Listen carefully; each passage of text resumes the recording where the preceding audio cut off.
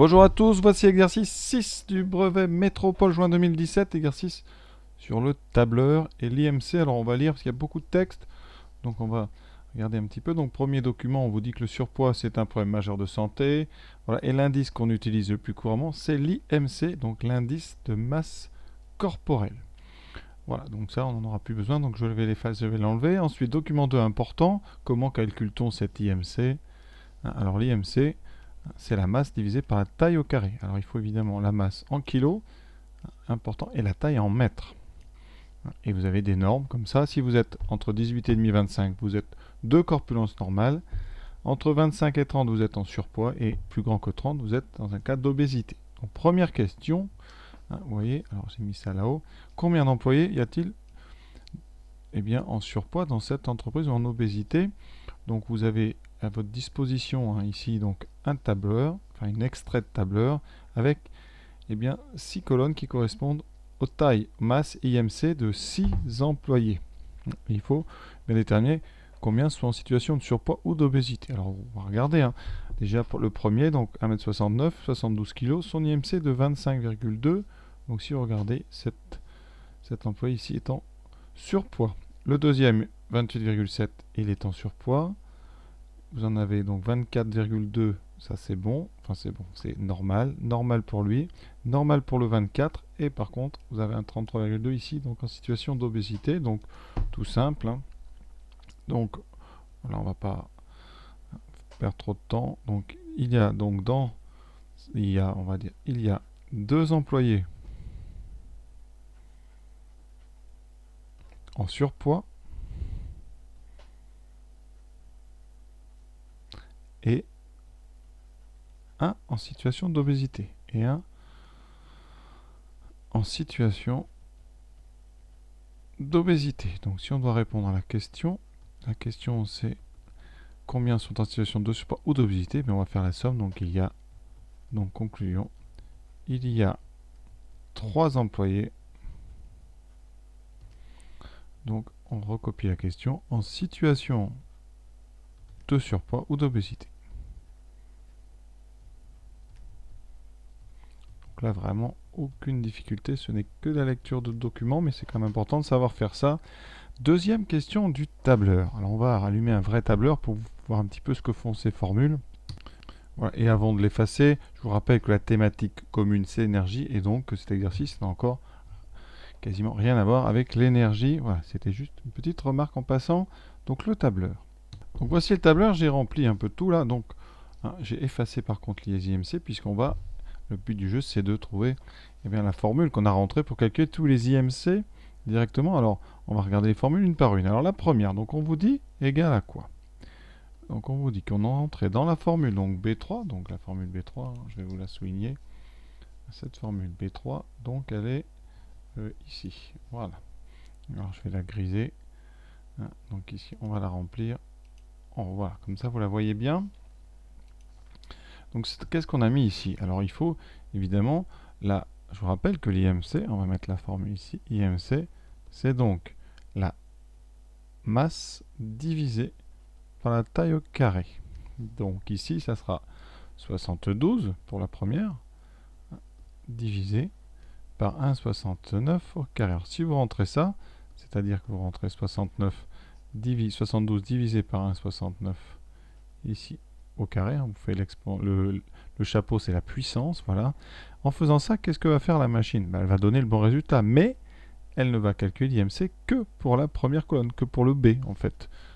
Vérification, vous voyez, je mets égal, donc 72 divisé par 1,69 au carré, voilà, je valide. Vous voyez qu'elle calcule le bon IMC, 25,2. Mais si vous étirez, qu'est-ce qui se passe? Comme vous n'avez pas mis de case ni de numéro, elle ne va rien changer. Donc ça veut dire que votre formule ne sert à rien, elle ne fait que le premier calcul. Donc déjà, on peut rayer. De toute façon, vous pouvez rayer les formules qui ne contiennent pas de numéro de case.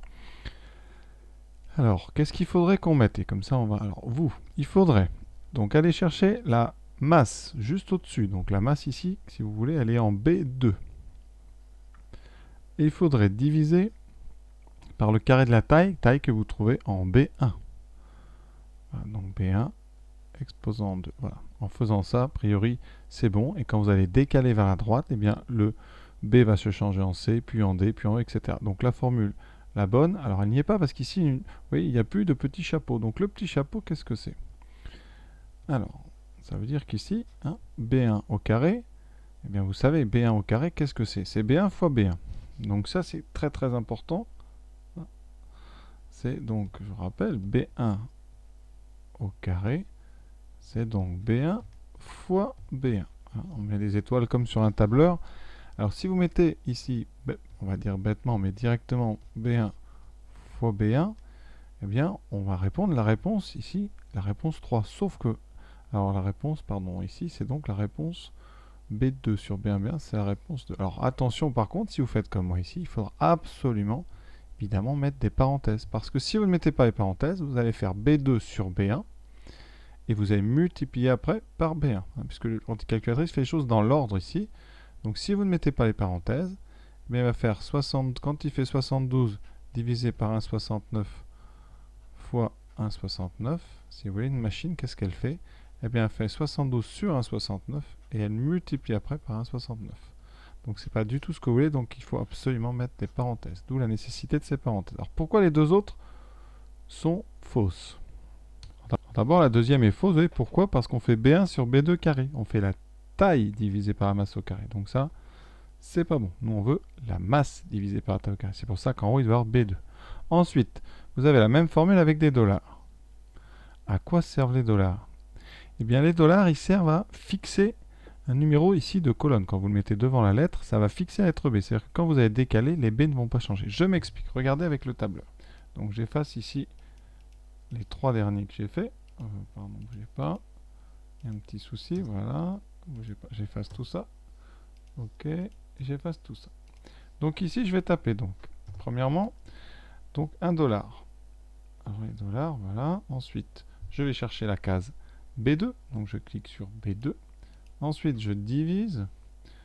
Et là, vous voyez, je vais mettre les parenthèses par B1 fois B1. Alors, je mets un dollar d'abord. Donc dollar B1, c'est pas B2, pardon. C'est B1 multiplié par B1. Mais toujours avec un dollar. Donc dollar B1. Voilà. Ensuite, je ferme ma parenthèse. Voilà. Et je valide. Alors, on se dit pour l'instant, waouh, on a encore le même IMC. Vous pouvez vérifier hein, par rapport à ceux de départ. Quand je vais étirer, regardez. Ça donne 25,2. Ça n'a pas changé. Pourquoi? Parce que la formule, vous voyez, ici dans la case B3, c'est $B2, $B1, $B1. Quand j'ai étiré ici, j'ai toujours $B2, $B1, $B1. Parce que les dollars bloquent le numéro ou la colonne hein, qui suit le dollar. C'est-à-dire qu'ici, si vous mettez un dollar devant le B, ça bloque le B. Voilà. Donc vous allez voir ici, j'ai fait des petites... Voilà, on va effacer tout ça.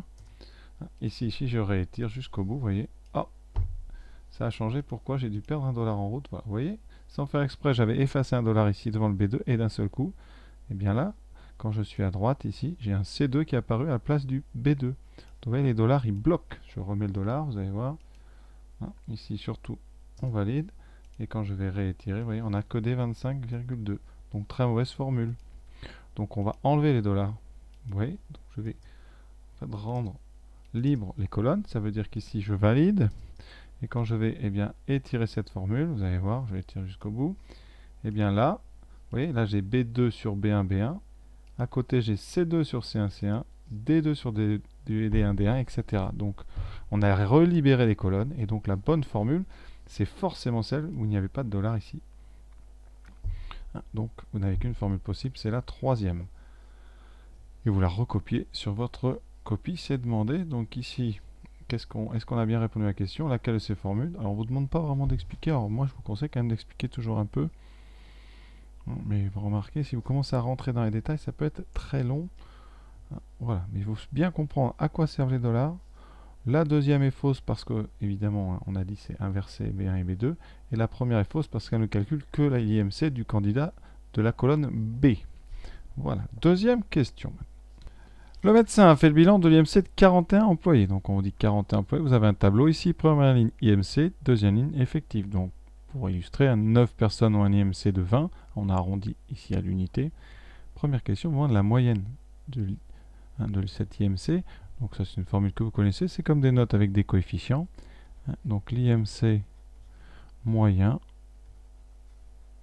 ça va être donc, eh bien il y a 9 personnes qui ont un IMC de 20, donc on va faire 9 fois 20, plus 12 qui ont un IMC de 22, donc 12 fois 22, plus 6 fois 23, etc. Donc on va multiplier les nombres de la première ligne par les nombres de la deuxième, et on ajoute tout ça. Donc plus 8 fois 24, plus 2 fois 25, plus 1 fois 29, plus 1 fois 30, donc c'est un petit peu long, mais c'est la machine qui va faire. Voilà. Et vous diviserez tout ça, alors là il faut une règle, diviser tout ça par l'effectif total, c'est-à-dire 41, on ne va pas le vérifier, hein. C'est ça, donc la calculatrice va faire le travail. Voilà, à la calculatrice, vous voyez, je trouve donc pour le numérateur 949 divisé par 41 qui donne, arrondi à l'unité, à peu près 23. Donc IMC moyen égale à 23. Alors maintenant, on vous demande l'IMC médian. Alors attention, médian, c'est pas pareil que moyenne. Donc il faut, pour la médiane, trouver le médian, c'est diviser la population en deux une fois qu'on l'a rangé dans l'ordre croissant. Donc on a 41, donc effectif total, égale 41. Donc on va diviser la population en 20, 1 et 20, c'est-à-dire les 20 plus bas, les 20 plus haut, et vous aurez ici au milieu de ces deux groupes un individu seul, c'est lui qui fera office de médian. Donc on appelle ça la médiane. Donc il faut trouver tout simplement l'IMC du 21e. Donc il faut